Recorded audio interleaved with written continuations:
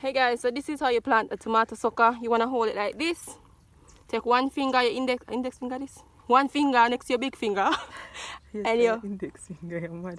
dig the hole like this. Come in, zoom in. You dig the hole deep enough. So as far as the finger can go, you dig the hole like that. Put the sucker in, squeeze it down, and that's how you plant a sucker.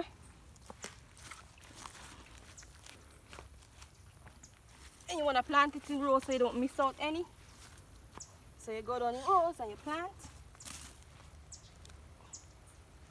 Using the same procedure. And you plant.